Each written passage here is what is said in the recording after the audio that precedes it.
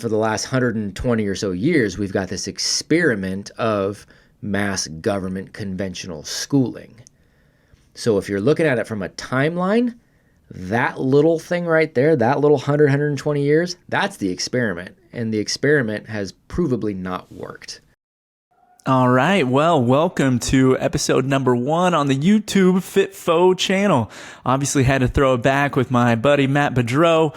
This was a conversation back from December 2021. So tapping into the archives here. A lot has definitely changed on his end as well as mine. I have my second daughter by now, which is crazy to think about.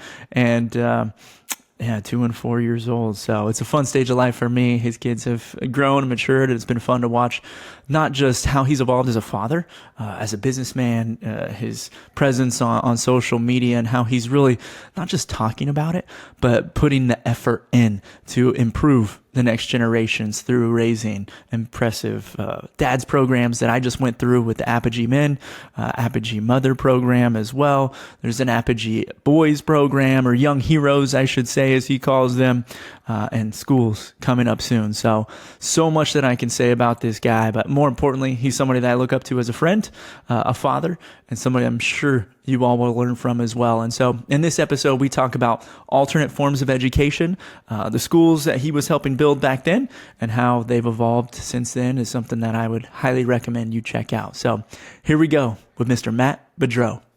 All right, well, let's begin. Let's partay. So first of all, welcome everybody to the inaugural episode of the FITFO podcast. Here today, Bryan Verduzco, your host, looking to find ways to become a better father, better dad, better role model for the people in my lives, most notably my 2 girls, my wife.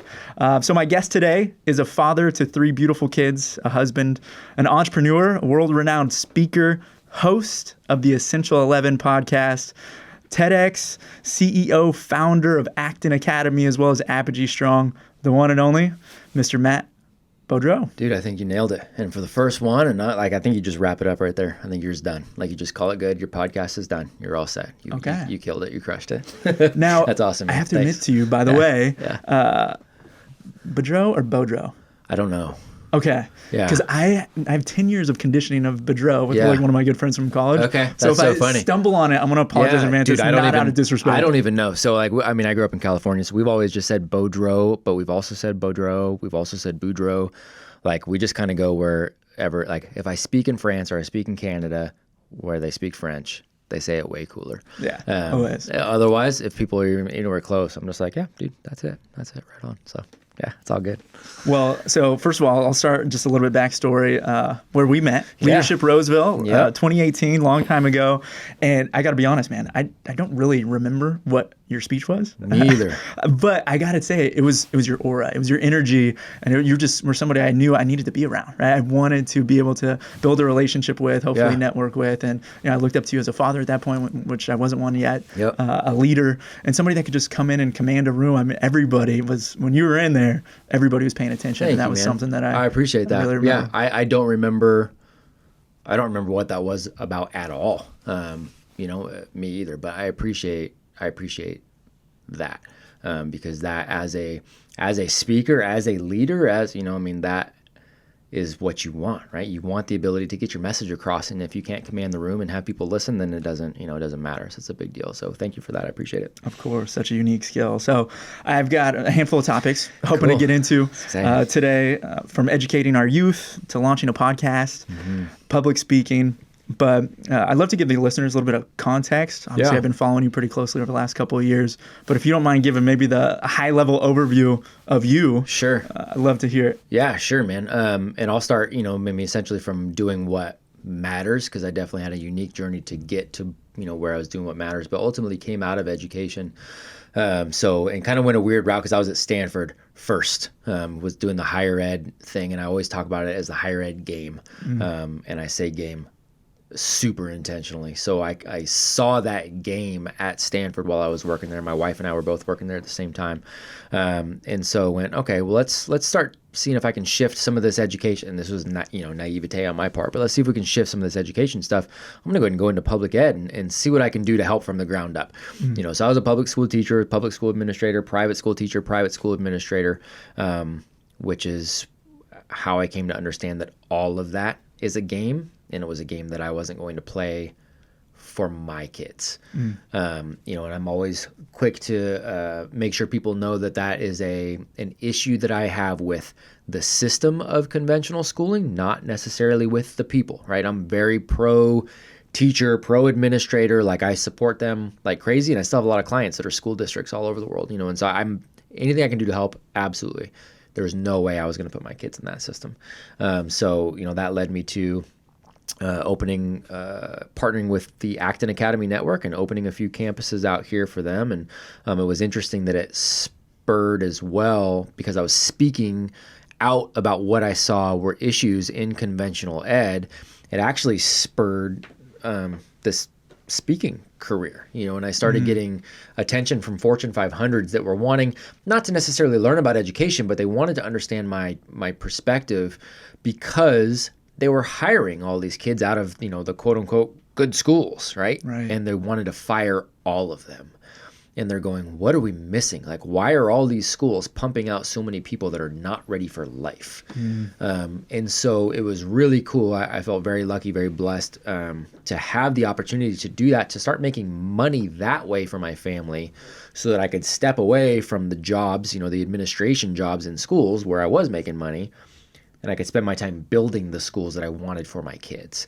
And so for many years, I was wearing both hats. I was traveling and doing 60, 70 keynotes around the world for, sometimes it was 12 people in a boardroom. Sometimes it was, 10,000 people in the Javits Center, and everywhere in between.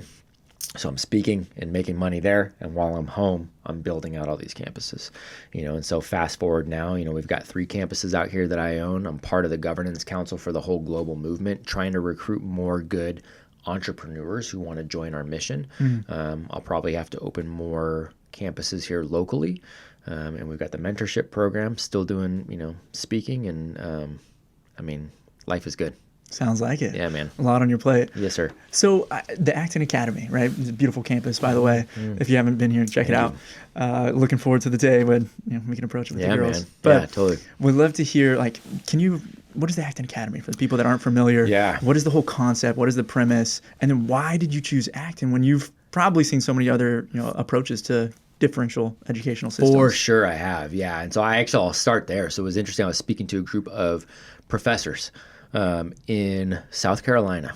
And we're in this room in South Carolina, and I'm talking about, things that need to shift, and I'm questioning them like, hey, is there anything, anybody can't learn for free that they would learn in your class? And they're like, this is not what we hired you for. But they ultimately took it very, very well. And one professor in particular came up and she's like, you know what, you're spot on. Like, there's nothing that my students couldn't learn that I teach, and they couldn't do it for free, but they're paying to get this piece of paper that somehow I'm validating. Like, it's got me, I've been kind of ruminating on these kind of topics. And she's like, I love that you're pushing the envelope on this. She said, hey, I'm going to be working at UC Santa Cruz come fall, and we're going to be putting on a TEDx there. I think it'd be great to hear your thoughts around some of that, and I'd love for you to check out some of these schools that I think are kind of operating in a way that you're speaking of. Can I give you a few of those? Would you mind going and checking those out? Would you do this TEDx? And I'm going, of course, man, that sounds great. Right. And so Acton was one of the schools that she mentioned to me. I hadn't heard about it, before then, because there was only a handful of locations around the world at that point. The MBA program was established at that point. But the K through 12, there was only a handful. And what year was this? So this was 2014? Okay. 2014. So you had 2 kids at the time. So I had 2 at the time. Yeah, 2 babies, man. I had, they were 1 and 3. Wow. So I was like, sure, I'll go check it out. And so I checked out a number of these different organizations, but it was Acton. When I went and spent the day at the very first K through 12 campus, which is in Austin, Texas, and I spent the day there. I spent about 2 hours in the middle school studio. So these kids were like 12, 13, 14. And I watched as the adult in the room said nothing the whole time I was there. And I watched these young kids operate their day better than most Fortune 500 clients, and I watched them giving each other real feedback, and I watched them supporting each other, and I watched them maintaining this schedule and being so intentional about what they were doing. And I knew I was going back to a school that I was an administrator at, and that my staff didn't even operate that well, never mind the kids. And I got sad. I'm like, dude, I'm sad. I literally feel like I am doing a disservice to these young people because we don't have that. That is what I've been envisioning and trying to get. Like, I've got to be a part of that. Right. And so, to really explain the difference, somebody, I get a lot, like, give me the 30-second pitch. I can't really even give a 30-second pitch because it is such a different shift. For all intents and purposes, it's a quote unquote private school. It is not a school, though. It is a workspace for young people. So big focus on Socratic conversations and learning how to think, not what to think. Big focus on individuals driving their independent journey from an academic standpoint, and they've got opportunities to do academia in a traditional class way if they would like to, but also in a individualized project kind of way. And then a big emphasis on real world skills by actually doing things. So they collaborate together on these big overarching projects, whether it's designing a whole city, building the city out and running electricity to it, to building out an escape room, to learning how to survive in the wilderness and what plants to eat and how to build shelters. And right, it's like a full-on collection of experiences in a workspace that also values character and integrity, and there's so many systems involved. And so when people are, okay, that's kind of cool, I go, okay, but hold on, wait, here's the last piece. The ideal day for us too is that the adults don't show up and that all of that still happens. And that's where I lose people. Rare. That's where people get scared because they go, oh great, you just it's going to be Lord of the Flies there. Right. It's not Lord of the Flies at all. You're empowering these young people. You're giving them the systems, you're giving them the tools to do these things together and for themselves without the adults there. That's true power, right? If I'm going to empower my kids, but what I really mean is I'm going to give them all these things that I wish I had as a kid, and I'm going to make them ill-equipped to go out and live in the world, and they're 35 years old still living in my basement because I quote-unquote empower them to have all these things because all I'm doing is giving it to them and they don't actually know how to do anything. I have failed as a parent. Right. It's the same thing here.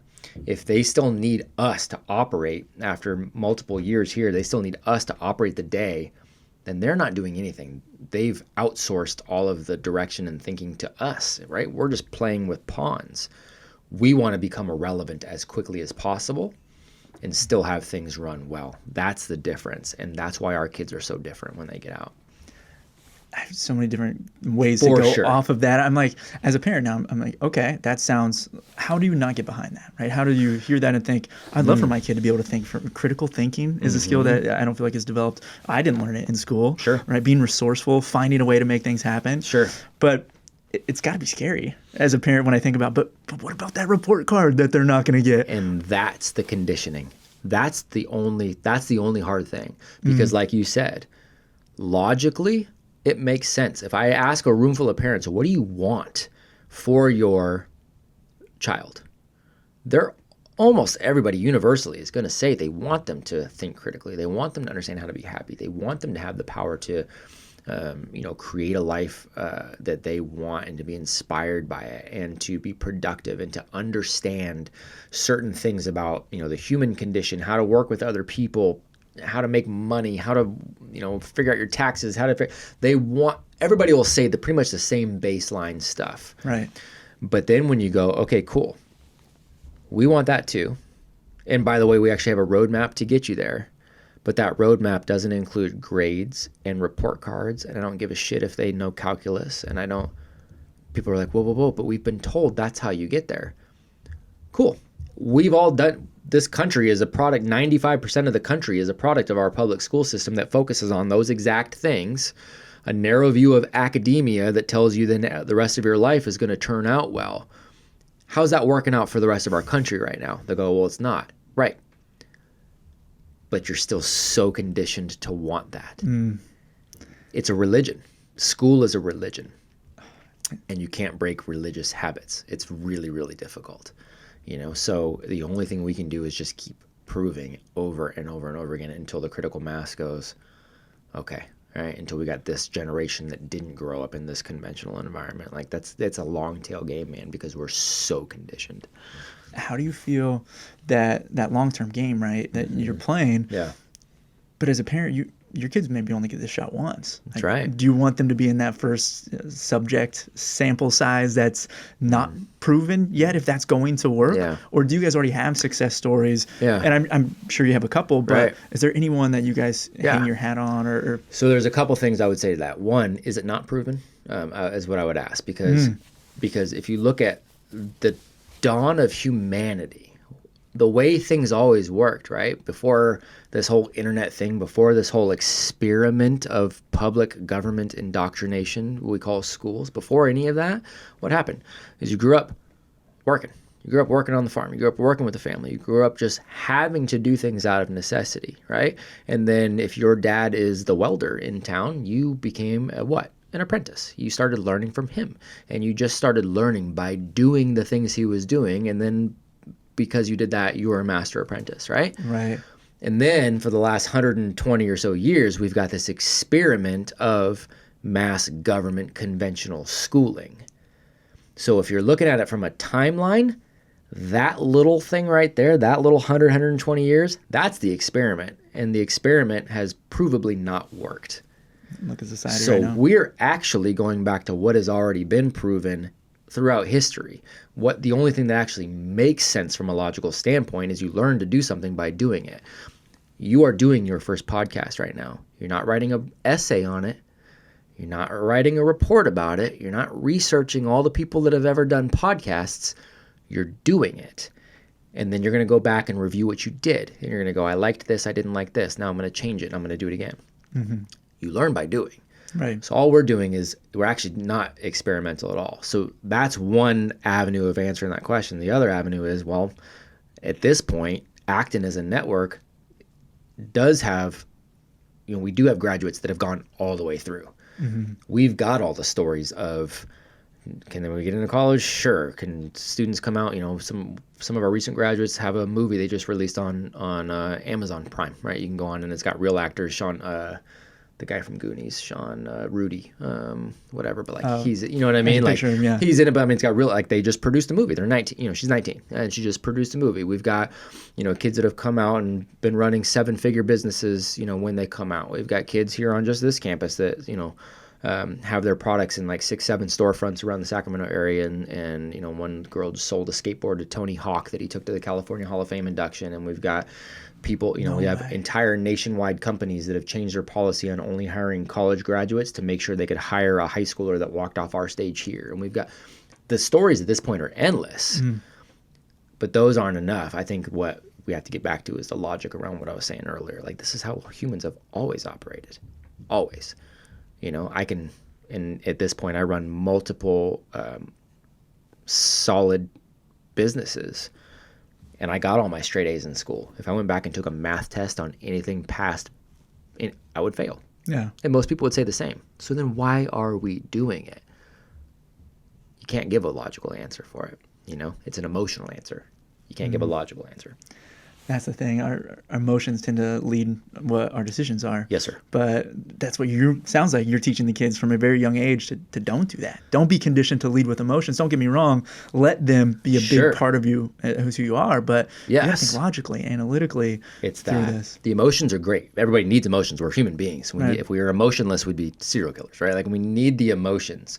But the trick is understanding that those are tools for you to control and to utilize, right? Like, I'm emotional when I talk about this. I'm very passionate when I talk about this. I've got a lot of energy when I talk about this. Those are my emotions that I am controlling around this. I need to make sure that the words I'm speaking, the ideas I'm presenting have weight. They've got evidence. There's logic there. Otherwise, we just get stuck in this rut that we're already stuck in society, where it's whoever's the most emotional and the loudest, well, that's who we're going to go with. But you can be as emotional and as loud as you want about saying that it's my right to identify as a Tyrannosaurus Rex. And people go, cool, man, you're super loud and you're super aggressive about it, so great, that's your choice. It doesn't stop that from being a dumb ass thing to say and provably untrue. Yeah. Right. So you got to have the factual, that's got to be the underlying component of it. It's making me think now, because I've heard so many parents, right? They're like, they brought their algebra homework home. I can't even help them. I don't know for sure. what to do for a sixth grader, like how to do this math. I got to go Google it myself. And it's like, these are successful people running businesses, or, high level executives, or anybody, right? From individual contributors to line managers, whatever it is. That's right. And the argument you get is, yes, but some jobs do require certain things. Some. Not many require algebra. Some. And for those that do, the people that are excited about getting those jobs, they'll learn it and figure it out, and they'll maintain that relevant cognitive ability. Right. They'll maintain it. If you don't, then you don't need it. So to think that everybody needs the same thing at the same time is, on its face, again, logically ridiculous. Yeah. I think your content makes me think about these things quite often, and I've heard that you have an affinity for the word teenager, maybe, that you can shed some light into. Yeah, totally, man, totally. So teenager, as a term, wasn't even, and this is a product of, now we're in 2021, right? But teenager wasn't even a term until the 1940s. Wasn't even a thing. There was this cultural understanding that at a certain age here, as you come into this teenage years, you're essentially becoming an adult, right? And so most cultures had this kind of, a lot of cultures had these processes or these rituals or whatever, like, in the Jewish culture, right? You got the bar mitzvah at 13, and you got all these, right? But what it's signifying is that you have leveled up. You're now an adult, and our expectations for you should be these adult level expectations. And historically, people rose to those expectations. Teenager was a way for us to kind of filter and to create this gap where we as a society now agreed, okay, now you have this long period of time where you're not a kid, but you're not an adult, so you just are going to kind of act like a jerk off, right? And we're just going to allow that to be the expectation, which the culture definitely was like, okay, cool, here we go. So that's what we'll do in these teenage years, right? So I hate the term. I very much look at our young people as just young adults who are these geniuses that are going to go forward and change the world, and I treat them accordingly. And I don't allow, from day one, we don't do baby talk in our house. We're not allowed to, I don't talk to my kids like that. They don't do the, they don't do that stuff. No, you just speak.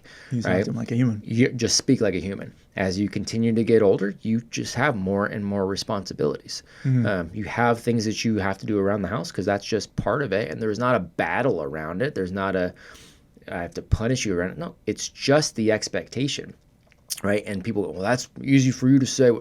Yes, it is, because we've done it from day one and stayed consistent. Nobody questions, your kids brush your teeth every day, right? It's just part of what you do. Right. So is all this other stuff. It's just part of who we are and what we do. So I don't fight with my kids to have them do their chores, and it's just part of what we do. There is no fight around it, right? And so when you have those continuous expectations, well then, at 11, introducing yourself to somebody, or, that's just what you do. Having a job, figuring out a way to make money, it's just what you do. Yeah. It's a different expectation. Playing video games, that's not what you do. Right. That's a waste of time, right? And they understand why. And we can explain to them why, and we can articulate why, so they can articulate it back. I think that for me, I think about a lot when I heard that for the first time. I forget which podcast it was that you had mentioned it. I didn't even question that word.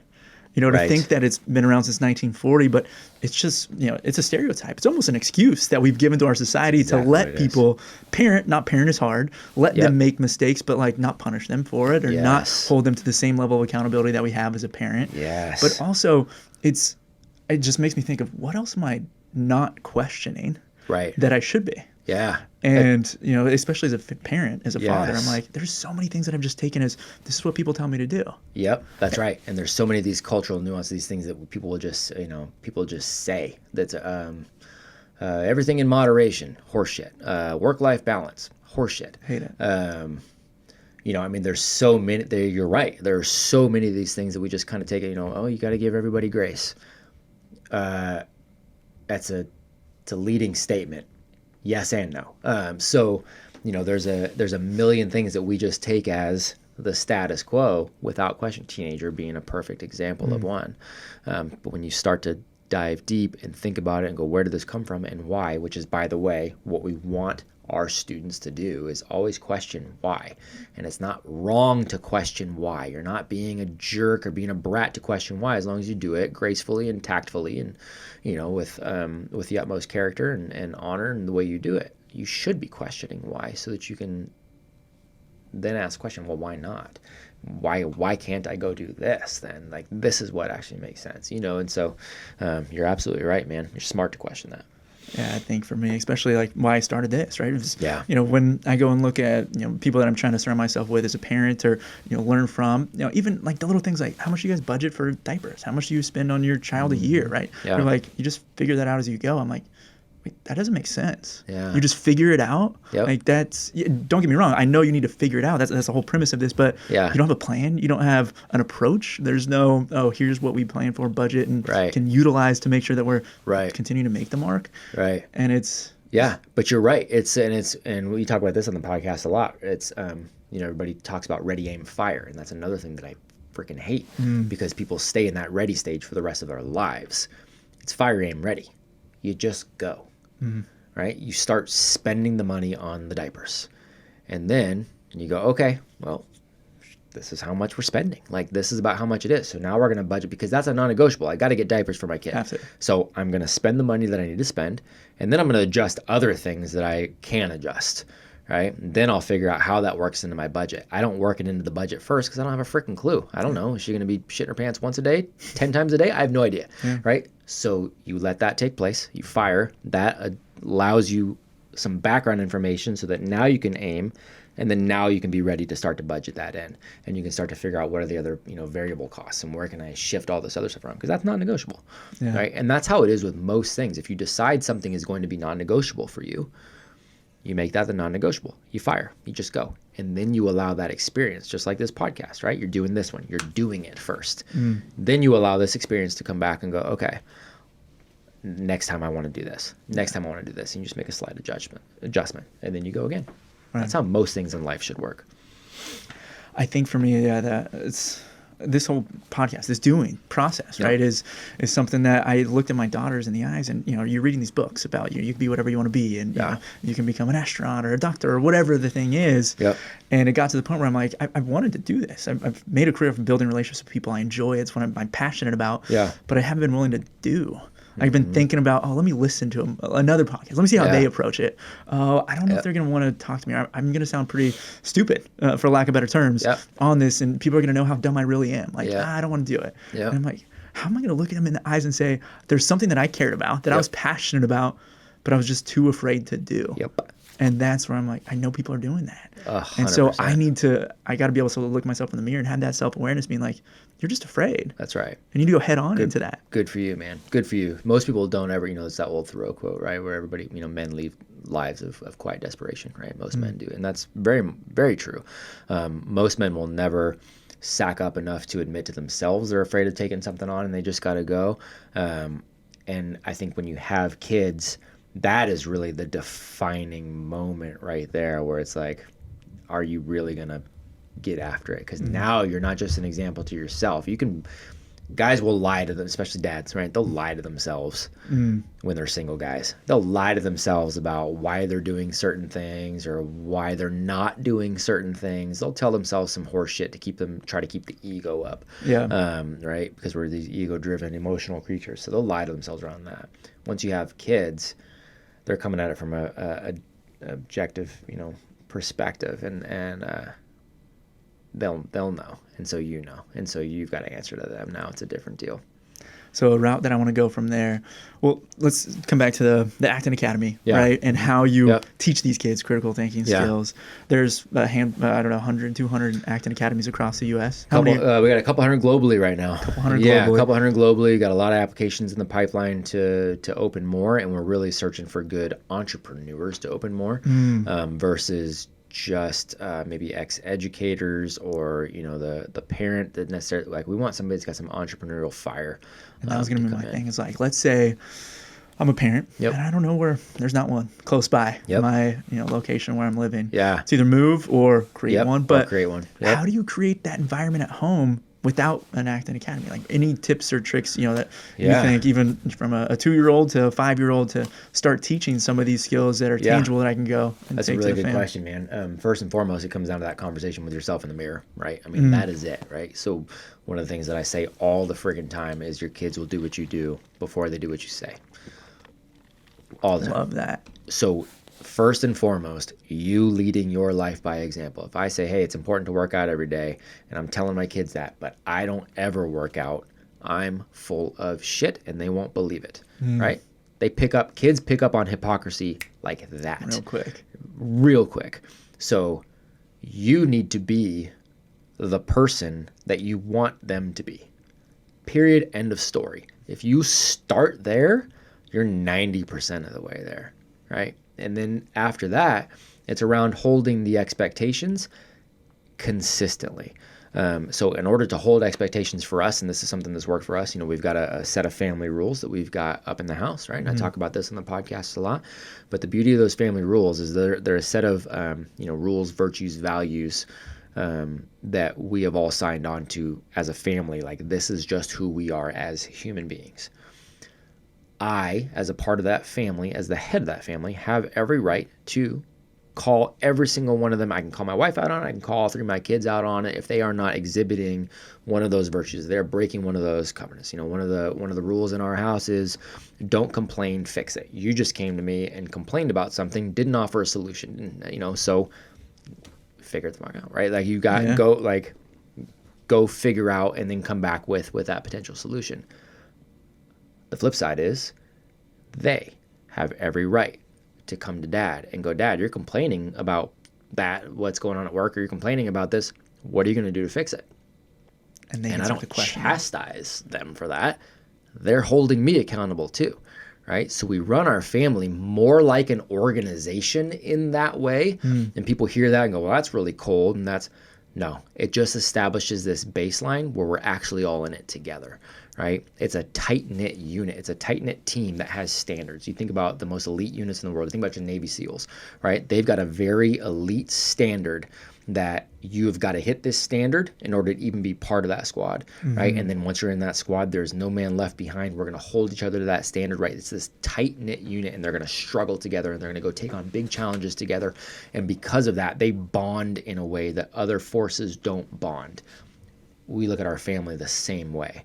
We are all going to hold ourselves to these standards. We're going to hold each other to those standards. And then we're going to go tackle all of these experiences that we can. And we're going to support each other along the way. So our bond as a family is more tight-knit than almost any family you'll see. We all get along really, really, really, really well.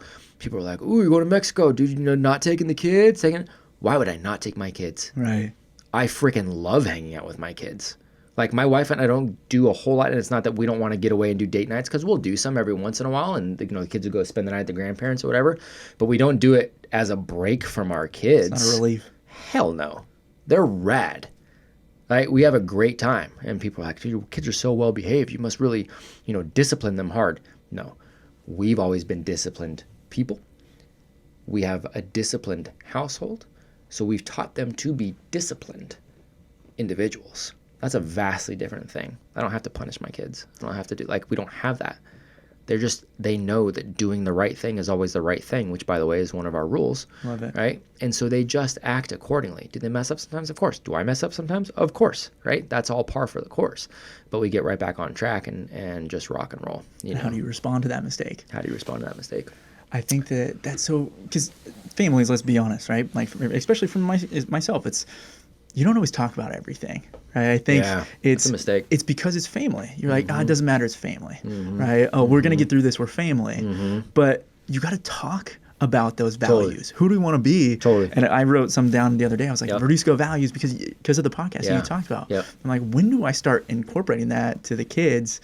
But, it's your actions, right? You start from day one. For sure. And then having conversations around anything and everything. Yeah. And it's just, they don't have to even understand exactly what you're talking about. If I've got something where I'm struggling, trying to figure something out from a financial standpoint, and something at work, and I'm looking at a cash flow and looking at a P&L or whatever, and I'm just like, whatever. not that they're going to be interested at 5 years old, 6 years old, 7 years old, but if they're like, Daddy, what are you doing? It's not, I'm working, whatever. It's like, no. So sometimes when you own a business, right? I mean, ultimately, if you're going to keep the lights on, you got to make more money than you spend, right? And so I'll walk them through that to as much as they're actually interested until they go, oh, okay, but there is nothing that's off the table as far as conversations go at all. And I will talk to them like an adult from the time they're young until they get, like, that's just how we are. So we just have adult level conversations all the time around anything and everything. And that's what makes it so there's nothing that's taboo. This makes it so that they're like, hey, Dad, so a kid at school said this, or this is what's going on, or this is something I thought about, or this is something I just learned and realized, and what is this? Like, I just heard this word. It doesn't sound like it's a good, like, there's just, it's so easy if you're consistent. Yeah. You just have that open dialogue at all times. Just have the open dialogue. So, because I love the value thing. Have you heard, there was a book I just read by Angela Duckworth, Grit. Have you read that book? Sure. Yep. And one of the rules that I was thinking about was incorporating was the hard thing rule. And I just love that concept of like doing something that requires deliberate practice and not giving up. That's right. Right? You have to at least see it through, whether it's a season, whether it's a semester. Yep. But Dad has to do the same thing, right? If I commit to something just like this, like I can't have one episode and be like, I wasn't that good. I'm not good at this. Yep. I'm just going to move on. Totally, man. You commit and go. Yeah. Yeah. And that's another thing we build into the campuses, right? It's like you'll have quests, which is kind of these collaborative, like long tail projects that are 5 or 6 weeks in length, and you're, collaborating with somebody else and multiple people maybe. And sometimes you're going to hate them. Sometimes they're hard, and sometimes they're not necessarily in your wheelhouse. You don't necessarily have an interest in it. Okay. So what? Yeah. Go. You just commit. You do what you can do. You pour into it what you can pour into it. You take it from whatever vantage point you can take it from. You figure out what you can bring value into, and then you think about it later. And what a lot of these guys will find is they actually can start to see the beauty in so many other things that they know they don't want to pursue a career in that, but they still saw the beauty in something. They still got some value out of it because of the process of just pushing through anyways, and that is true for so many things. We're a quick to bail society. I mean, marriage, around everything. Marriage, of course, man. Relationships being top of the, top of the funnel on that, man, where people are like, that person made me angry. I'm out. No commitment. That's the thing. Like, if you put your name to something, like if there's anything else I teach them, it's like, you got to do it. Yep. And you got to do it with your full intent to make sure that you give it everything you've got. That's right. That used to be baseline. That used to be standard. Right. That used to be just baseline human nature. And it's not anymore. And the interesting thing, it's funny that you mentioned that. So I have that meeting at 2:00 coming up. And what it is, I've got a group of parents that are entrepreneurs, business owners, and we all get together at 2:00 every Wednesday, and we talk about their businesses. And we all just, how can we help each other on the business side? Because I know if I can help the parents too, not only is that fun for me and it's cool for that community, but it also trickles down into the homes, right? Because that parent's feeling more successful, they're more excited, and I'm going to get a better, it's going to be a better parent for that young hero that's going to come here too, right? So there's no downside in doing that. And one of those parents said to me a couple weeks ago, he was mentioning somebody or something that he wanted to do. And I said, have you met this parent over here who's in that space? And he's like, no, I have no idea who that is. And I'm like, cool, man. Well, why don't I just connect you so that you guys can go out to lunch? You guys can get to know each other because there's a lot of mutual stuff right there. He's like, all right, yeah, cool, man. That sounds good. And so then I introduced them. And he said to me at this meeting, he's like, dude, what was interesting? He's like, you said you were going to introduce me to him, but I still found myself surprised when you introduced me to him, because people say those things, but they don't actually mean what they say. They don't actually do it. Follow through. They don't follow through. And he's like, and it just, a whole new level of respect. And I'm like, that's awesome, but it shouldn't be a different level of respect. That should be status quo. Yeah. If you say something, you mean it. You say you're going to do something, you do it. That should just be status quo. Unfortunately, it's not. And that's one of the values that you got to try to instill in your kids from 100%. From an early age. 100%. Right? 100%. So let's say somebody comes in to Acton Academy, right? Maybe a parent, maybe not, but they want to be a part of this, right? Yeah. Maybe they want to be an educator. Maybe they want to be a teacher. Or I don't even know if you guys use that terminology in here or not. Guide. The guide, right? Like maybe they're seeing or hearing that I'm in this traditional system. I'm an educator. Yeah. I know it's broken, but this is what my experience has been. I want to try something else. Yeah. How do they get an interview with you, and ultimately, how do they land up with a job like this? Yeah. If they're, if it's somebody that is coming out of that, kind of that background, I definitely implore them to explore what Acton Academy is, because again, you're coming out of, you're coming out of a religion that has also trained you to perpetuate that religion, right? You have been put on the mission field as somebody who is a representative of that religion. So you've been taught, your credential is how well do you perpetuate this religious mission of conventional schooling. So a lot of people coming out of education don't understand how ingrained that is in them, and really got to work that out. So I always recommend, get the book Courage to Grow, get One Room Schoolhouse, read anything by John Taylor Gatto. There's a million different resources so that you can start to shift your mindset out of a school mindset into an education mindset. And so then once you've kind of, created that shift, you can check, I think it's actonacademy.org, / location or something like that. You can go on there and there's a search function where you can find out if there's an Acton in your area. And then, I highly recommend actively approaching them and to see if anybody needs new guides. What we do here on this campus is, if we do hire somebody, we have them come in as an apprentice for as long as humanly possible before they're guiding their own studio, because we want them to see it, to feel it, to really get a grip on, okay, what do I need to shift in terms of my mentality? It's a weird thing to come in and know that you're really good at your job once you're not needed. That's a weird thing, especially for a teacher who's been told, like, you're going to be the rock, the foundation of this classroom, and you want everybody to want, you need to be super irrelevant, where nobody would even know if Matt's the guide today and Brian's the guide tomorrow. It wouldn't even matter. Nobody knows.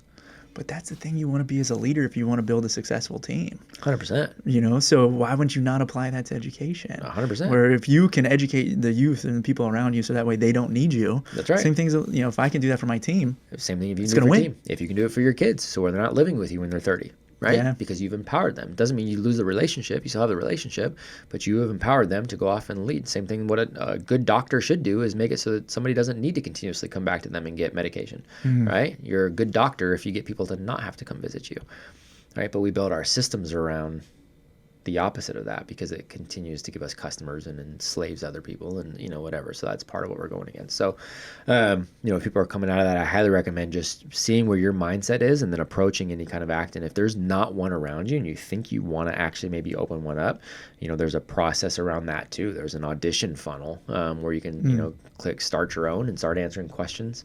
And the questions are just as much for you to ask yourself as it is to give us any kind of answer. It's, am I going to be ready for this? Because there's a big entrepreneurial part of this too, which is why I say we're looking for, it's easier for us to find good entrepreneurs who understand that the system's broken and they've got kids of their own that they want to put through a school, but they don't want to send them to conventional school. It's easier for us to take them and teach you the game of education and how to actually educate a human being and to create a community than it is for us to take a teacher who's been a teacher for 20 years, is really trained around that, religion. And then also, not only do they have to unschool their mind, but they also have to figure out how to be an entrepreneur if you don't necessarily have that DNA. That's a harder... You have to be wired that way. Yeah, it's a harder thing. So, but there's multiple avenues to learn more and take a look. Any upcoming in the local area? EDH, any expansion coming my way? Yeah, so that's a good question, man. So I know there's some applications in the pipeline for Folsom and Granite Bay. I don't know the people. I don't know if any approval process will happen. I know somebody in El Dorado Hills attempted to come in. Their application was not approved for a couple of reasons. So I have no doubt that those are coming, whether that's one that is underneath our umbrella or somebody else that we just, that is just part of the network. I don't know, but I'm sure it'll be sooner rather than later. Yeah, we'll be in EDH before your girls are ready to roll. I can guarantee it. I think I saw one in Modesto as well. Yeah, man. Yeah, we got one in Modesto, the Del Reals down there. Husband and wife team down there. They're rad folks. Really? Yeah, so one in Modesto. We got quite a few in the Bay Area now. And California is the hardest state to do this in, for sure. California is a hot mess. As far as that goes. So it's the hardest state to open this, but we've got quite a few in California at this point, which is fun. But popping up all over the place, man. Yeah, I think I was looking at houses in Manessa, where I grew up, my hometown. That's right. And I'm like, my education, I was looking at my elementary school. That's right. And I'm like, wait, that Yep. was like a 3. Yeah. And like my junior Yeah. high was like a 5, and it was the highest one in the area. Yeah. And so, I know we're trying to change this whole style of paradigm. rating. Yeah, for sure. But for anybody listening, those 209ers on this, Yeah. feel free to check out. There's an ACT Academy out there if this resonates with you at all. Yeah, So. man. The Del Real's are good folks out there. And, I think just to recap some of the stuff that I heard from the Acton Academy and as a parent, right, as you rethink education, don't be afraid to challenge that, right? The norms that you've been accustomed to, Totally. There's other ways of doing things. And if you ever find yourself looking at your job, your career, if you're an entrepreneur, you're always trying to solve problems. Why would you not try to solve the problem of developing the youth? And so this is a great avenue to go through. And to be able to get a resource like you, to be able to connect the parents, not just to help these young heroes, as you call it, but also to connect the parents that are like-minded individuals. It's a network that they exactly can what lead it to is, man. in the It's exactly future. what it is. We don't have any. We had a parent or a couple parents that stopped by today that aren't going to be able to make our group info session, and I've known them for a while, so I had them pop in just so they could do some Q&A and stuff. And that's one of the things I told them was like, look, we have realized as a network, like there's no way to sell somebody on this. We have no desire. Like you either get it and go, yeah, of course, like absolutely, or you don't. And if you're there, awesome. You're going to be around this group of like-minded people that all get it. And then we don't have to waste a bunch of time on nitpicky garbage. Like we can just be here for the kids. Who's the harder one to convince, mom or dad? It's parents are always the issue in general. It's almost never the hero, almost never. And even if it's the hero who's having issues, it's a lot of times stems from the parenting. So the parents are always the biggest issue. I would say, gosh, you know what?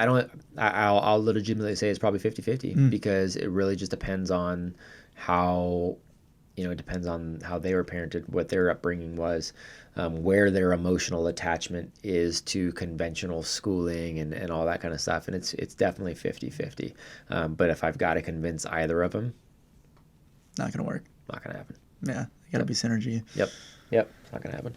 So let's switch gears a little bit, and I'll be respectful of worries. time. But obviously, launching this podcast, right? Being able to have you be the first, and I just got to tell you, thank you so much. Like I've looked up to you from afar and close by, fortunately. I'm excited for you. But for me to actually make this push has been great. Cool. And I'm sure there's people out there like me that have wanted to make this leap, go into the podcasting world. So I guess from a high level, just any advice that you've got for somebody now 123 episodes in. For sure. Congratulations, by the Thanks, way. brother. It's epic. You've had some, from Gary Vee to Uriah Faber, a lot of household names that people should check out. For sure, some solid guests, man. It's been exciting to be able to have some of the people we have, and we got some other big names coming up, and I'll tell you offline. But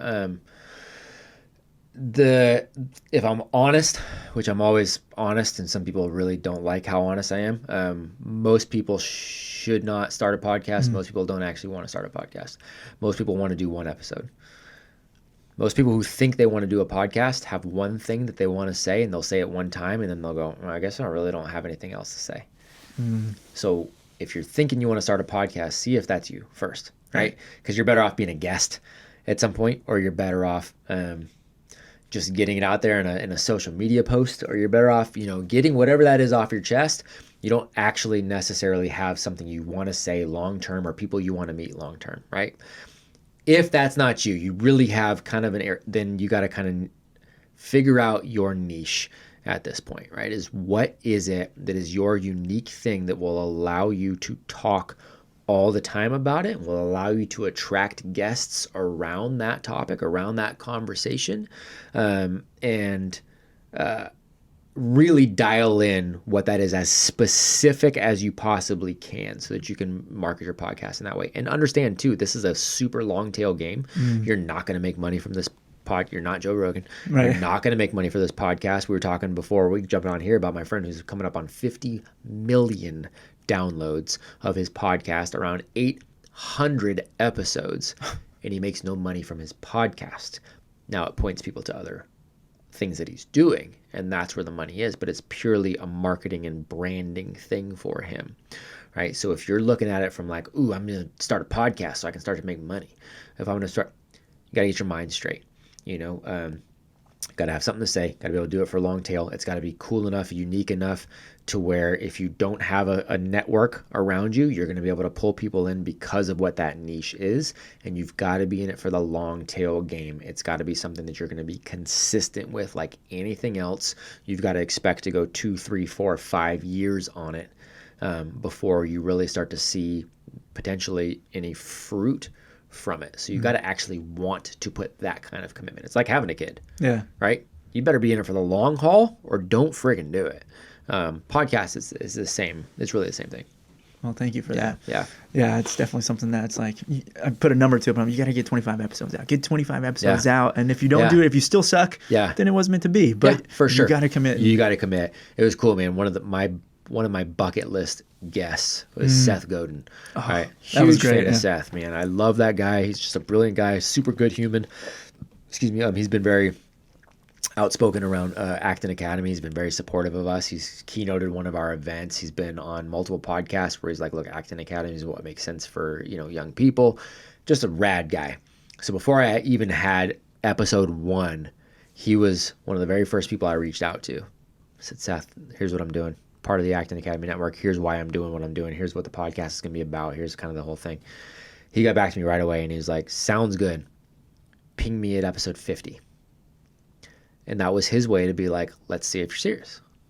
Let's see if you're in this for the long tail deal. I'm not going to be your first guy, your first guinea. Like, let's see. Are you in this? If you're there, then let's go. So episode 50 is Seth Godin because of that. That's really cool. I love that. You got to be willing to put in the the long tail thing. Well, I appreciate you being the guinea pig. Heck yeah, man. Glad to. Because I think you'll go long tail. I think you will. I think you'll do the right thing. And I've got a ton of respect for you and a lot of admiration for you. So I feel very confident that you're going to do this and you're going to do this well. And I know you got your girls that you're taking care of and you're doing all this for the right reason. So it's an honor to be first because you'll do 50. I appreciate that. Yeah. I know I got that bucket list and I got to think, but Hell to be able yeah. to knock one of them off on That's the very awesome. first one for one, So set the bar rad. high. See, there you go. So how do you go about getting more? Like, what's your approach? Do you have somebody else that's helping you with the reach out or DMing a bunch of people on Instagram or emails? Like, multiple approaches depending on who it is. So if it's somebody that is within kind of my just network of people right now, I was lucky enough to at least have a network that was big enough to where I had access to some pretty decent folks right away, where I could just either reach out directly and they knew who I was, or I could utilize my friendship to reach out, right? So like Jocko Willink is a guy that I've wanted to have on for a long time. He is good friends with one of the guys I was just in Mexico with, right? And so Ryan's like, man, I'll get Jocko. Let me get Jocko for you. He's like, you're friends with Bryan Callen, right? And I was like, yep. And he's like, dude, can I get Bryan? I'm like, cool, man, here we go, right? So we started introducing each other. So there's that. If it is somebody that I really don't have a connection with, I will reach out through, I've DM'd and I've, shot emails where I can find emails. I've definitely done that. And that's hit or miss. And I'm also very intentional on how I approach those people, depending on how badly I would like to bring them in. So if it's somebody that I really think would, this is really solid, then I really will go hardcore on, here's my niche, here's who we're serving, here's why we're doing it, here's the benefit to you on, you're pouring into these people here, the download numbers are here, like I would love to do this for you here, like I will try to provide as much value and back, story for them as possible, and then still you're going to get no's, or you're going to get just completely ignored. And I'll do that through DM or email. If it's somebody where it's like, that might be cool to get, it might not be as intense on how I approach it. So just a million different avenues, and there's a lot of guys that I still have not gotten to get on that I've approached 4 or 5 times and have gotten no's, that I'm like, cool. It just means not yet. Yeah. And that's sales, right? You got to deal with rejection. That's right? all it is. So if you want to be a business owner, if you want to be a leader, like you're going to have to deal with that. So you're going to have people saying no. You're going to have people ignoring you. You're going to have people that's like, whatever. Whatever, who cares? Yeah. It does not matter. So just, continue to go. So yeah, I approach it from a million different angles.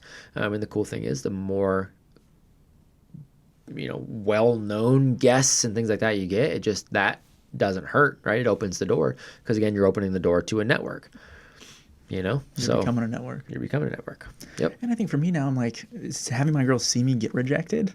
Like they don't see dad get rejected on a cold call at work right now. Yeah. But if I'm at home and talking about that's somebody I want to get on the podcast, and for sure they've said no to me 3 times. Yeah. I'm like, here's what my approach is to add value to them. I'm thinking, man, that's that's going to be impactful. That's right. Even if it says no, they're going to see how I handle that. How you handle that, right? That's a big part of it too, is how do you handle all of this stuff from a parenting perspective? How do you handle, the pandemic was an example that I used recently. Like my kids know stuff is going on. My kids know people are upset. My kids know businesses were locked down. My kids know that there's a lot of people who walk around with masks on and that there's a lot of, mandates being imposed, and they understand all that's going on, but there's no emotional impact to them. We've seen suicide rates and these, mental health issues just exacerbated for our young kids, not ours, right? Partially because of the way we handle it. We're not letting it doesn't bum us out. It bums me out from a perspective of like, this sucks that this is going on, and you can take it from whatever perspective you want on that, of whether I'm talking about I'm bummed that there's a pandemic or I'm bummed because of the tyranny. I'll let you decide on what I'm bummed about. But my kids don't feel it because we don't allow ourselves to feel it. Like, we're just going to move forward, and we're going to be positive and positively optimistic about what we're doing and very intentional about what we're doing, open and honest about all the hardships around that, but not woe is me, not victims around it. Just like, that sucks. This is the deal. So no complaining, fix it. So here's how we're going to operate. And they're like, cool. How you handle adversity is how they're going to handle adversity too. Yeah, man. So good.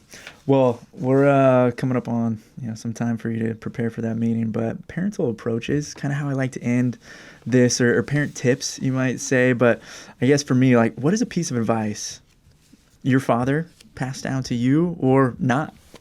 Yeah. I think, this is something that you can, I think not even just as a parent, but I think you just take this from anybody that you meet. Like everybody that you meet, people say, oh, you're going to be able to learn from anybody. And I think that's a lot of times that's true. But a lot of times what you're learning is what you don't want to do too, right? And that's what I got from my dad, really, was how I didn't want to be, who I didn't want to be. I didn't have any deep, meaningful conversations. I didn't have, he loved us for sure. He definitely wanted what was best for us, but he was fighting his own demons. And I've realized that more and more as I've gotten older, and I can think back and go, okay, I thought he was just kind of a jerk, but he was really just insecure on this. And he was really like, so for me, it was from learning from him of what not to do. And so now I approach anybody. I don't put anybody necessarily on a pedestal. There's people that I really like, oh man, it'd be cool to come across this guy because I really appreciate whatever. But everybody's fallible. And so I'll look at everybody and go, okay, cool. What can I learn from them on who I want to be? And what pieces can I grab from that? What pieces do I want to make sure that that's a good reminder? Like, look, even your heroes are fallible, and I just want to push that away. And when you can start to do that too, you realize that you belong in any room, in every room, right? You don't have anybody that you're bowing down to where you start to question, you go, oh man, I'm stupid, I feel dumb, I feel whatever, right? You avoid all that kind of stuff. And likewise, it gives you the humility to understand that anybody I'm dealing with, from 8-year-old out there to you, to her, to you, all have something that I don't have too. So I think it's just that perspective on humanity in general. Do a whole lot of good for parents to take that and lead that way. Well, thank you for sharing that. Heck yeah, man. All right, a couple more really quickly. Yeah. So now you've learned that from your dad, but if there's anything, the one piece of advice you get to pass down to your children, anything that comes to mind that's the most pressing, that if like this is all they take away from me. Yeah. Gosh, that's so, because there are so many things, as a parent, that you want to pass down these specific lessons. But I think the biggest thing is that, you get to choose happy. And what I mean by that is most people live in fear of something. They're afraid of speaking in public, or they're afraid to ask that girl out, or they're afraid to start the business. They're afraid to start the podcast. They're afraid. Fear is something that is pumped into our culture, right? Be afraid to go outside. You should be afraid to let your kids play because they're going to get kidnapped. You should be afraid of this. You should be aware. But living in fear is garbage. And most people live in fear in one avenue. You get to choose not to do that. You get to choose to be proactive about your life. You get to choose to be intentional. You get to choose to live offensively rather than defensively. And that changes the whole game, because if you choose to live offensively and understand that you are the orchestrator of all of that, and you ultimately only answer to yourself. Doesn't matter if you work for somebody else, or ultimately you answer to yourself. If I can get them to understand that perspective, they get to choose being happy because they choose to have that extreme ownership over themselves. If they get that, their sky's the limit. Beautifully put, man. That was awesome. Thanks, man. So the last one that I'll do, and this is kind of more of a fun one for me, but everybody I meet, I like to grow from, learn from, get challenged by at times. I think. So as a dad, right, fairly new father, right, two girls, any challenges for me that you want me to try to accomplish? Yes. Absolutely, man. So, and this is a timely one too. So I just had a gentleman on named Todd Herman, and he wrote my favorite book of 2021 that I read, called The Alter Ego Effect. And Todd has worked with, the top level athletes, CEOs, entrepreneurs, movie stars, rock stars. Like, those are all his clientele. And he is at the root of it, really, he's like a performance psychologist kind of deal, right? And he has this whole concept where he talks about understanding how to create your superhero persona for all the different avenues of your life. So my challenge for you would be to read Alter Ego Effect, and then to design who Bryan the dad is, because what that allows you to do is see that Bryan the dad is different than Bryan the husband. Slightly, right? Who is also different than Bryan the boss, right? Who's different than Bryan the guy that goes to exercise. Those are all different guys. Each one of those areas are you, but you are highlighting or raising the bar on a specific piece of you. And so what Todd does a really good job of is breaking down how to create that different persona and understand how to shift. When I leave work and I go home, I can shift from work Matt to dad Matt. And those are different. Totally. Right? There's different parts I'm highlighting. And I think it just makes you super extra intentional about being that dad that you want to be. And so that would be my challenge, is go read that and figure out the persona of who dad Bryan is. Challenge accepted. Yeah, man. That was great. Well, Matt, I got to tell you, thank you again. This has been epic. Really appreciate it. Super cool. Episode 1 in the books. Got some great actionable items to take home, some things to think about, which I think is hopefully what this will do, is challenge parents to think about education a little bit differently. If you're debating putting out a podcast and you have something that you can be niche and have a potential to explore a little bit further, go do it. Go chase that. Show your kids that you can make it happen, and not. And that's okay too. Yep. But looking forward to finding that alter ego Awesome, for me. man. Congrats, brother. Well, I appreciate it. Episode 1 down. Episode 1 in the books. Yeah, man. Let's go. Yep.